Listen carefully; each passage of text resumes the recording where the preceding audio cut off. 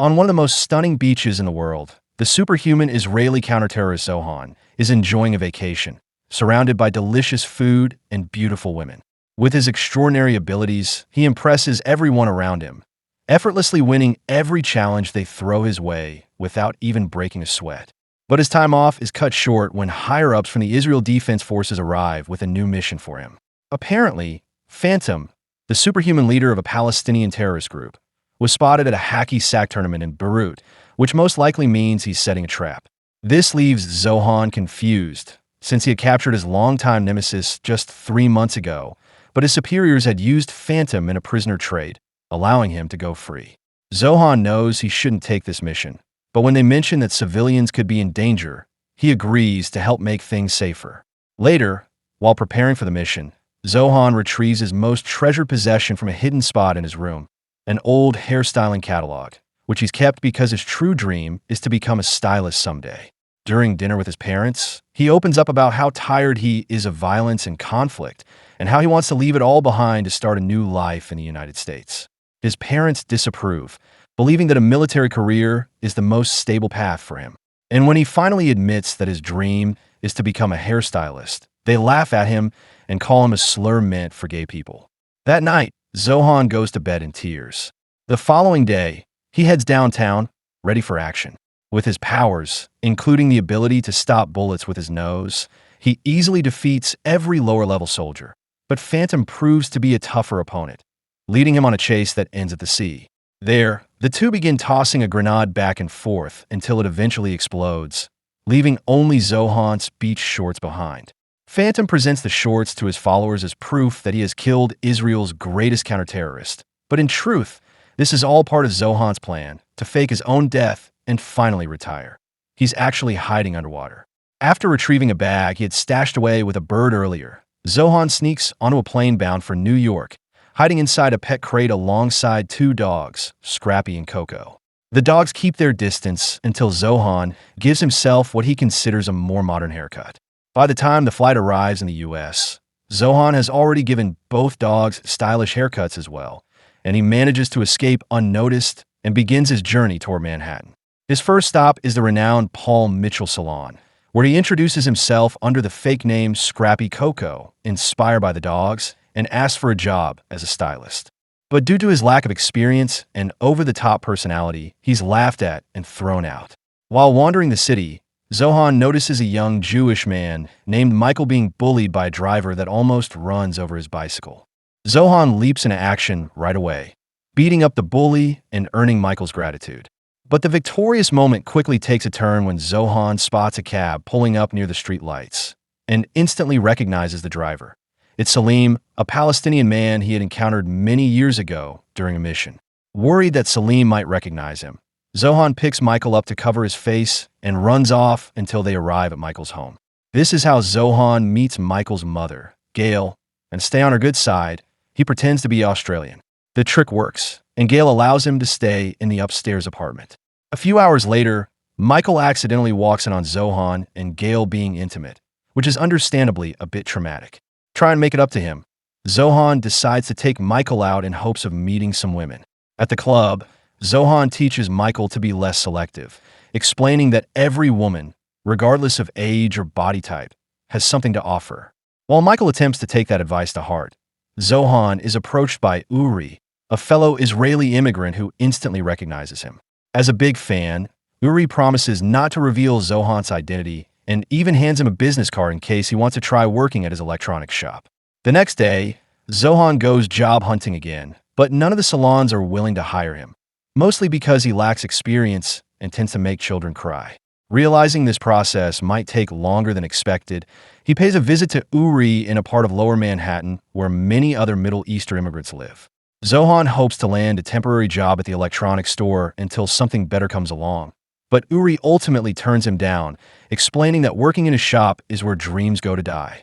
Uri tells him that all his other employees had big ambitions when they first came to America too, but now they're stuck behind the counter, and he refuses to let that happen to someone as special as Zohan. Instead, he suggests a different idea. There's a small salon on the Palestinian side of the street that might be willing to hire him. At first, Zohan wants nothing to do with working in a Palestinian business, But Uri quickly changes his mind by revealing what Phantom has been up to lately. Phantom, now a rising celebrity, is running a restaurant chain called Phantom Yukentuchin, and the kid's meal even comes with a toy version of himself, along with a toy that explodes in the shape of Zohan. Outraged that his enemy is living the life he dreams of while he can't even get started, Zohan puts his pride aside and walks across the street to meet Dahlia, the salon's owner. She's been struggling to keep the business open, especially with rent increasing almost every month. Dahlia isn't impressed with Zohan's complete lack of experience, but eventually agrees to let him sweep the floors a few times a week for free so he can at least get some hands-on practice. Zohan continues to live in Michael's building, using his free time to improve his hairstyling skills by working on Gail, while putting an incredible amount of effort into his small duties at Dahlia's salon. In fact, Zohan is so meticulous with his cleaning that it sometimes makes it difficult for the other stylists, like Claude, to do their work. Wanting to speed up Zohan's learning and also keep him out of the way, Claude begins giving him extra lessons after the salon closes. Since he isn't earning any money from the salon yet, Zohan also picks up a part-time job as a driver to support himself, though his wild, reckless driving skills leave much to be desired. One afternoon, one of Dahlia's stylists quits, prompting Zohan to step up and offer to take her place. Dahlia doesn't think it's a wise idea, but the clients are open-minded, and Zohan finally gets the chance to do what he's always dreamed of. While his haircuts are a bit outdated, the middle-aged women who make up most of the clientele don't mind, because Zohan treats them like royalty. He flirts, dances, gives them head massages that border on indecent, and after the haircut, he takes the women to the back room for a private session. Before long, women from all over the area are flocking to Dahlia's salon to have their hair done by Zohan, bringing in a steady stream of income and helping Dahlia keep up with the ever-increasing rent. Zohan's popularity becomes so great that he even receives a call from Paul Mitchell himself, offering him a job. But Zohan stays loyal to Dahlia and Claude, the latter of whom starts receiving advice from Zohan on how to better charm the ladies in return for his lessons. One day, two new clients arrive at the salon in Salim's cab, which immediately alerts Salim to Zohan's presence. He remembers Zohan vividly from their encounter in Palestine. Salim had thrown a shoe at him and spat in his direction, and in retaliation, Zohan had taken Salim's beloved goat. Furious and eager to get revenge, Salim contacts his friends Hamdi and Nasi to help him come up with a plan to capture Zohan, hoping the move will make him as famous as Phantom. Meanwhile, Zohan and Dahlia go on a picnic together, although Dahlia makes it clear that it's not a date. During their time together, they bond and open up about their experiences as immigrants. Zohan is genuinely impressed to find someone else who dislikes how both sides endlessly hate each other and keep fighting over senseless issues. When they return to the salon, Nasi shows up pretending to be a customer and starts dropping hints about goats and throwing shoes to fish for information. But Zohan has no idea what he's talking about. By the time Nasi returns to Salim, he's just as charmed by Zohan as all the women in town. Speaking of the women, Zohan soon finds that his body is no longer cooperating, and he's no longer able to provide those private sessions.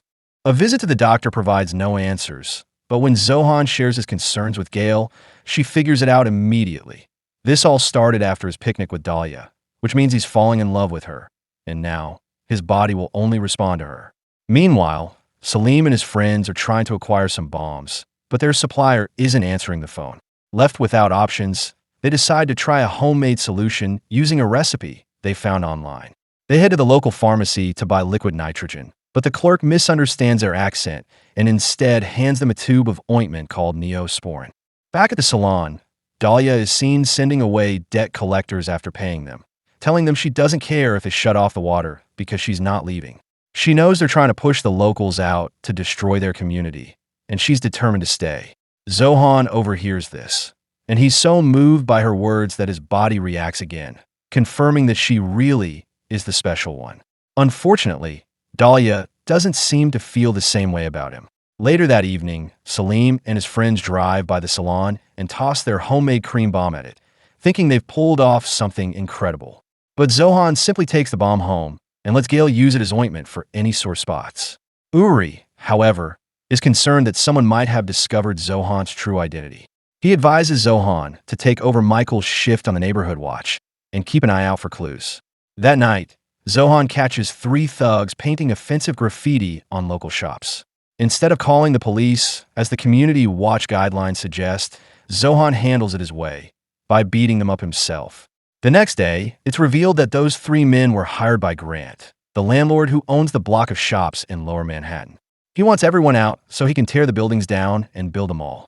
Frustrated that none of his hired goons have managed to scare the tenants away, Grant decides to take matters into his own hands.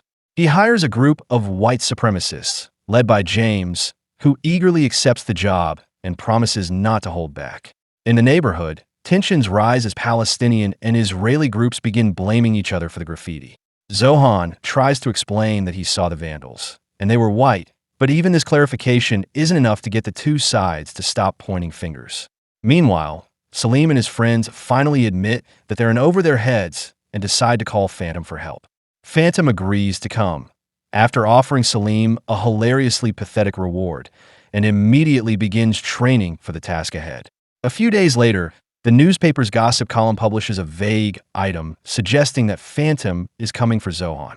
Not wanting to lose the life he's built when things inevitably explode, Zohan decides it's time to come clean.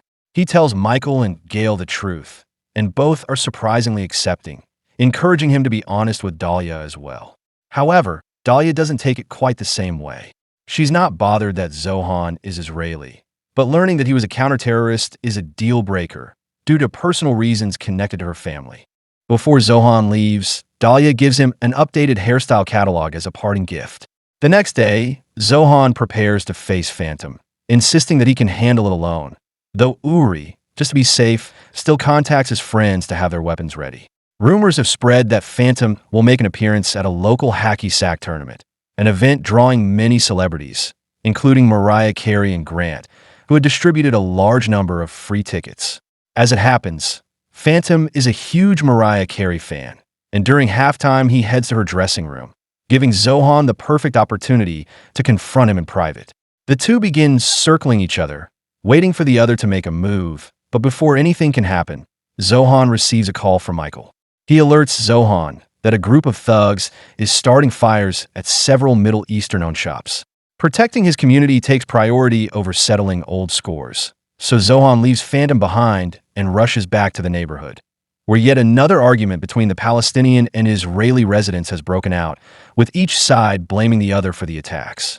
Salim, Hamdi, Nasi, Uri, and his friends join the fray as well, but when Phantom shows up too, he surprisingly steps in to play the hero and tries to extinguish the fire on his own. Realizing it's too much for one person, Zohan sets aside their rivalry and joins Phantom, helping put out the fire using a hose filled with hummus. Afterwards, Zohan tells Phantom that he no longer wants to fight. Even when Phantom tries to provoke him with multiple blows, Zohan doesn't react. Phantom is baffled by his calmness, and just as he presses for an answer, Dahlia arrives, revealing that she is actually Phantom's sister, which is the reason she couldn't be with Zohan. She goes on to explain that Zohan has changed for the better, and he now understands that in America, people like them need to work together instead of continuing a pointless fight. This is also why she has had a change of heart, and now she loves him for who he's become. Dahlia's words resonate with both sides, bringing the Israeli and Palestinian groups together. But Salim still clings to his old grudge about his goat, until Zohan sincerely apologizes and promises he treated the animal like family. The moment of reconciliation is suddenly cut short when the group sees that the fires are still being set. Zohan quickly uses his special army goggles to get a closer look and discovers that the arsonists are actually James and his men, disguised to stir chaos.